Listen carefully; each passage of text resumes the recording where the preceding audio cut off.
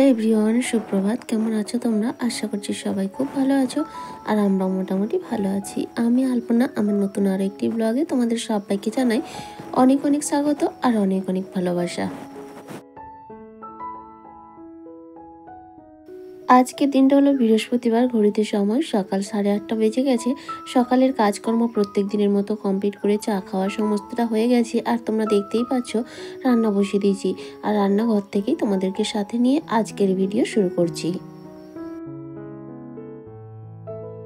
একদিকে ভাত আর একদিকে ডাল বসিয়ে দিয়েছি। আর তারপরে দেখো এই যে মশলার দানিটা কালকে ধুয়েছিলাম, তো সমস্তটাই খালি, তাই রান্না করার আগে সমস্তটাই কিন্তু ভরে নিচ্ছি। তা নাহলে রান্না করতে করতে একটু অসুবিধা হয়ে যেতেই পারে। তো আজকে সকাল থেকে সেভাবে কোনো কিছু ভিডিও করতে পারিনি, ভেবেছিলাম করব না। আর এখনও যে ভিডিওটা শুরু করেছি, রান্নাবান্না কিন্তু সবটাই আমাকে অফ ক্যামেরায় করতে হয়েছে। কারণ কি, এই যে দেখছো কাজ করছি, এরপর থেকেই না কারেন্ট ছিল না। আর অন্ধকারে কী করে কাজ করি বলো তো, খুবই সমস্যা হয়। ওই একটা এমার্জেন্সি জ্বালিয়ে কোনো রকম কাজগুলো করেছি, রান্নাবান্নাটা করেছি আর কি। তাই তোমাদের সঙ্গে শেয়ার করতে পারিনি। তো যাই হোক, এখন এই মশলাদানিটা ভরে নিলাম। নুন, হলুদ, ধনে জিরে গুঁড়ো আর লঙ্কার গুঁড়ো। আর দুটো খালিই থাকবে, কারণ ওই জিরে বা পোস্ত, সর্ষে এগুলো আমি এর মধ্যে কিন্তু রাখি না। তো যাই হোক, তারপরে ওদিকে রান্নাবান্নাটা মোটামুটি কমপ্লিট হয়ে গেছে। অর্ধেকটা বেশিরভাগই রান্না হয়ে গেছে। আর এখন এই যে মেয়ের জন্য একটু পাস্তা বানিয়ে নেব। তো সেই জন্য কোনো রান্নাবান্নাই আজকে তোমাদের সঙ্গে শেয়ার করতে পারি না। তো যাই হোক, সংসারের কাজগুলো আমাকেই করতে হয়, তাই নিজে একাকেই তো করতে হবে। তাই নিজের মনের মতো করেই ঠিক স্টেপ বাই স্টেপ করে নিই। আর এখন কিন্তু অনেকটা সময় পরে মেয়ে খেয়ে দিয়ে স্কুলে চলে গেছে। ওই যে বলছিলাম না, অর্ধেকটা রান্না করেছি। এই যে কপি শাকগুলো ভাজবো, তো এইগুলো কাটতে বাছতে অনেকটা সময় লাগে, তাই সকালে আর তাড়া করলাম না।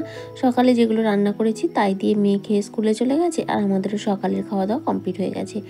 এখন বেজে গেছে এই 11:30 মতো। এখন এই শাকগুলো দেখো কাটছি। আর এই শাকগুলো যত ছোট করে কাটবে তত কিন্তু খেতে ভালো লাগে। তবে আমি খুব একটা ছোট করতে পারি না আর কি, তবে যতটা সম্ভব করার চেষ্টা করেছি। তো যাই হোক, আর এত ঠান্ডা লাগছে, তাই এই বাইরেটায় বসলাম। কিন্তু হলেও কী হবে, আমার ঘরে শীতকালে এক ফোঁটাও রোদ থাকে না, বীভৎস ঠান্ডা। এমনিতেও আমি একটু শীতকাতুরে মানুষ, শীতকালে গা হাত সব সময় ঠান্ডা হয়ে থাকে, কোনো সময় গরম হয় না। বিশেষ করে সারাদিনই বলতে গেলে। দিনের বেলা তো আর মোজা পরে থাকা যায় না, কিন্তু রাতের দিকে হয় কি, পায়ে মোজা পরে ফেলি।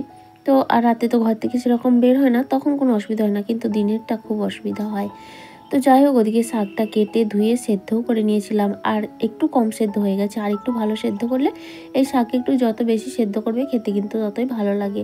আর এই শাকে পেঁয়াজ টেয়াজ কিছুই দেওয়া হয় না, কারণ কি, এর নিজস্ব যে স্বাদটা পেঁয়াজ দিলে নষ্ট হয়ে যায়। তাই একটু কাঁচা লঙ্কা আর একটু কালো জিরে ফোড়ন দিয়ে নিয়েছি। দিয়ে শাকটা এখন ভেজে নিচ্ছি। অনেক বাসনপত্র রয়েছে, সেগুলো ধুয়ে নিতে হবে। আর ওদিকে রান্নাবান্না তো কমপ্লিট। সকালে কিন্তু স্নান করিনি, এখন তো ঠান্ডা পড়েছে বলে সকালে স্নানটা করছি না। এই রান্নাবান্না কমপ্লিট করে কাজকর্ম গুছিয়ে স্নান টান করবো। ওদিকে শাক ভাজাটা মোটামুটি হয়ে গেছে। আর এখন চলে আসলাম এই যে বাসনগুলো মেজে নিতে। জলও এসে গেছে, কারণ কি, শীতকালের বেলা হু হু করে চলে যায় কোথায় দিয়ে বুঝতেই পারি না। আর এখন একটা জিনিস ভাবছি, আমি আর লং ভিডিও তোমাদের সঙ্গে সেভাবে শেয়ার করতে পারবো না এখন, কারণ প্রচণ্ড চাপে আছি। মেয়ের পরীক্ষা সামনে, তারপরে ওই নাচ গান সমস্ত রিহার্সাল, আর এমনিতেও দিন ছোট, সংসারের সমস্ত কাজকর্ম গুছিয়ে আর হয়ে উঠছে না বড় ভিডিও করা। নিজে ক্লান্ত হয়ে যাচ্ছি, অসুস্থ হয়ে যাচ্ছি। তাই ভাবছি এখন থেকে হয়তো সপ্তাহে 2 কি 3টে বড় ভিডিও দেওয়ার চেষ্টা করব। আর তারপরে বাকি দিনগুলোয় ওই মিনি ব্লগ দেবো আর কি, প্রত্যেক দিনের একটু একটু করে। তো তোমরা কি বলো, মতামত অবশ্যই তোমরা জানিও কমেন্টের মাধ্যমে। আবার জানুয়ারি থেকে আবার নর্মাল যেমন ভিডিও দিই সেরকমই দেব। তবে এই 2 মাসের জন্য একটু যদি অ্যাডজাস্ট করে নাও তোমরা, খুব ভালো হয় আর কি। তোমরা অবশ্যই কিন্তু মতামতটা জানিও। তো যাই হোক, ওদিকে বাসনগুলো মাজা হয়ে গেছে। এখন এক এক করে বাসনগুলো ধুয়ে নিচ্ছি। তাহলে চলো বাকি কাজগুলো করতে করতে আমার প্রত্যেক দিনের মতো মিষ্টি দিদিভাইদের কমেন্টগুলো পড়ে নিই এবং নামগুলো বলে নিই। প্রথমেই কমেন্ট করেছে মৌলানা সেনাপতি দিদিভাই। কমেন্ট করেছে, সরি দিদিভাই, আগের দিনের ভিডিওতে কমেন্ট করতে পারিনি, কারণ আমি বাপের বাড়ি গিয়েছিলাম, ওখানে নেটওয়ার্কের প্রচুর সমস্যা, তাই কমেন্ট করতে পারিনি। আজকের ভিডিও দেখে নিলাম, লাভ ইউ দিদিভাই। প্রথমেই বলি, তোমাকে জানাই অসংখ্য ধন্যবাদ আর লাভ ইউ টু। আর অবশ্যই আমি জানি প্রত্যেকের জায়গায় বিভিন্ন রকম সমস্যা থেকে থাকে। অবশ্য এতে কোনো সমস্যা নেই, সব দিনই যে কমেন্ট করতে হবে এরকম কোনো মানে নেই, কারণ আমিও যে সব দিন তোমাদের কমেন্ট পড়তে পারি বা সব দিন তোমাদের মতো করে চলতে পারি তা কিন্তু নয়, তাই এটা কোনো ব্যাপার না।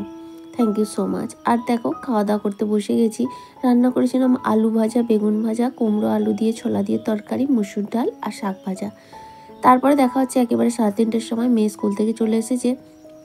আর হাট থেকে তোমাদের দাদাভাই আতা এনেছিল, আগের দিন একটা খেয়ে নিয়েছি আর আজকে আর একটা ভেঙে এখন খেয়ে নিচ্ছি। আর তোমাদের দাদাভাইকে বলছি একটু খেতে, ও খেতেই চাইছে না, সেই জন্য আমি একটু রেগে যাচ্ছি আর কি। দেখো যে কোনো জিনিস যদি একটু একটু করে সবাই খাই তাহলে কিন্তু ভালো লাগে, তাই না? তো অনেক বলাতে একটু একটু খেয়েছিল আর কি। তারপরে চলে আসলাম বিকেলের কাজকর্ম করতে। বললাম না শীতের দিন কোথায় দিয়ে চলে যাচ্ছে বুঝতেই পারছি না। এছাড়াও কমেন্ট করেছে SM simple housewife, COC blog, Nirku Ghosh, Razia Khan, Suparna Pal. Thank you so much, তোমাদের সবাইকে অসংখ্য ধন্যবাদ এত সুন্দর সুন্দর কমেন্ট করার জন্য আর পাশে থাকার জন্য। সেই সঙ্গে একটা রিকোয়েস্ট, আগামী দিনগুলোতেও তোমরা এইভাবেই আমার পাশে থেকো।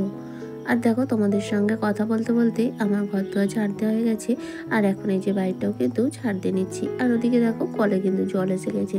আসলে বিকেলের জলটা এমনি এমনিই চলে যায়, মানে বন্ধ করে রাখা হয় আর কি, ওই গামলাতে বালতিতে একটু প্রয়োজন হয়। বিকেলে সেরকম কোনো কাজ থাকে না, জলেরও কাজ থাকে না, তাই বিকেলের জলটা অতটা কাজকর্ম করার তারাও থাকে না। তো যাই হোক, এদিকে দেখো ঘর দরটা আবার ঝাড় দিয়ে বাড়িটাও ঝাড় দেওয়া হয়ে গেল। আর এখন মেয়ে বায়না হচ্ছে সাইকেল চড়তে যাবে। তো ওকে একটু বোঝালাম যে দেখ পরীক্ষার সময় সাইকেল চড়তে হবে না, সাইকেল চড়া শিখতে গেলে পড়া হবে, কাটা হবে, অনেক কিছু হবে, তো ওই পরীক্ষার সময় সেরকম কিছু আমি চাই না, তাই পরীক্ষাটা হয়ে যাক, ওকে বোঝালাম। তারপরে একটু বাইরের দিকে ঘুরতে গিয়েছিলাম। তারপরে এসেই যে সন্ধ্যাটা দিয়ে নেব, হাত মুখ ধুয়ে ফ্রেশ হয়ে শাড়িটা চেঞ্জ করে নিয়েছি সন্ধ্যা দেওয়ার জন্য। আর এদিকে মেয়েও কিন্তু আমার পেছনে পেছনে ঘুরছে। আর যেহেতু বৃহস্পতিবার, আজকে একটু ধুনো দেবো আর লক্ষ্মী বাচালি পরবো, কারণ সংসারটা যেহেতু আমার নিজের হাতের তৈরি এবং সংসারটাকে আমি ভীষণ ভালোবাসি। আর ভালোবেসে সমস্ত কাজগুলো করি বলেও কিছু না জেনেও কিন্তু আমি অনেক কিছু শিখে গেছি। মানে কেউ শেখানোর নেই, কেউ হাতে ধরানোর নেই, নিজের ইচ্ছা মতো নিজের মন থেকেই কাজগুলো গুছিয়ে করি। তো যাই হোক, এদিকে সন্ধ্যাটা দেওয়া হয়ে গেল।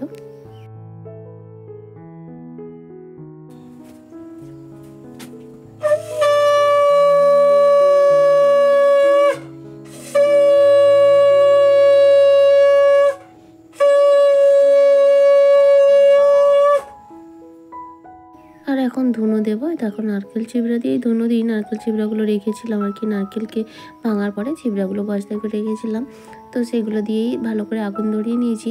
তবে নারকেল চিবড়ার আগুন কিন্তু বেশিক্ষণ থাকে না, ফুটে দিয়ে যে ধুনো দেওয়া হতো আগে দেখেছি অনেক সময় ধরে থাকতো, কিন্তু এখন আর ঘুটে কোথায় পাবো, তাই না? তো সেই জন্যই নারকেল চিবড়া দিয়েই কিন্তু আমি দিই। আমাদের এদিকে কিন্তু আমি দেখেছি ঘুটে করে দিতে, আমরা ছোটোবেলা থেকেই দেখে আসছি গ্রামের দিকে এরকম করেই দেয়। তো আমি কিন্তু এখন নারকেল চিবড়া দিয়েই করি। ভালো করে ধরিয়ে নিয়েছি, ধুনোও দিয়ে নিয়েছি। এখন চারিদিকে মানে গোটা দুটো ঘর দুয়ার, রান্নাঘর এবং বাইরের তুলসী মন্দির, বাইরের চারপাশে কিন্তু আমি ঘুরিয়ে নিই।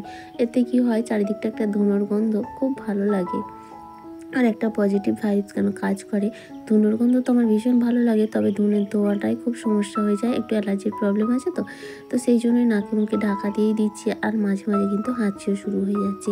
এই অ্যালার্জি যে আমাকে এত জ্বালায়, আর শীতকালটাই সব থেকে বেশি ভোগায়, প্রচণ্ড সমস্যা হয়, প্রত্যেকটা দিন যেন অসুস্থ বোধ করি। আর পুরো শীতকাল কিন্তু আমি ওষুধ খেয়েই থাকি। গরমকালের দিকে কোনো সমস্যা হয় না, লোকে বলে শীতকাল নাকি খুব ভালো, এই সময়কে যা খাও যাই করো না কেন শান্তিভাবে থাকা যায়, কিন্তু আমার ক্ষেত্রে ঠিক উল্টো। শীতকালটা আমার একদমই ভালো লাগে না, কারণ আমি শরীরের দিক থেকে অনেক বেশি অসুস্থ থাকি। আর শরীর অসুস্থ থাকলে কি আর মন শান্তি থাকে না, কোনো কিছু ভালো লাগে, তাই না?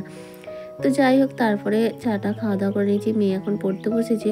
আর অনেকগুলো জামা কাপড় আজকে কেচেছিলাম, সব শুকিয়ে গেছে।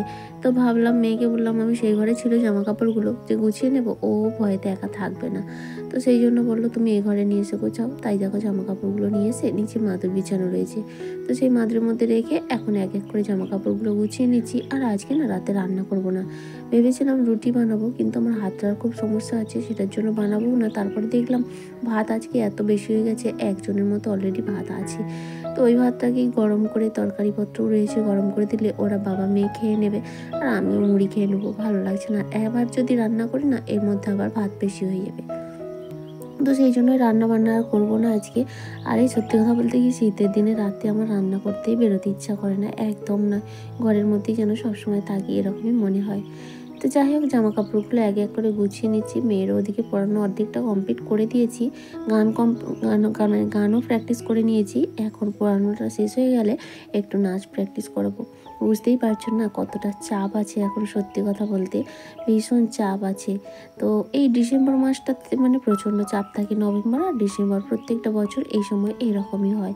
তো এই সময় একটু ভিডিওরও সমস্যা হয়, ঠিকঠাকভাবে আমি মেনটেন করতে পারি না, দিতে পারি না। একার হাতে তো সমস্ত কিছু, বুঝতেই তো পারো না, সব কিছু একাকে সামলাতে হলে একটু অসুবিধে হয়ে যায়, এবং ভিডিওর এডিটিং থেকে শুরু করে যাবতীয় সমস্তটাই তো অনেকটা সময় সাপেক্ষ। তো সেই জন্য একটু টলমলে হয়ে যায়। তাহলে চলো বন্ধুরা, আজকের ভিডিওটা কিন্তু এখানেই শেষ করছি। কেমন লাগলো অবশ্যই জানিও। আবার দেখা হচ্ছে আগামীকাল নতুন আরেকটি ব্লগের সঙ্গে। ততক্ষণ পর্যন্ত সবাই খুব ভালো থেকো, সুস্থ থেকো, টাটা।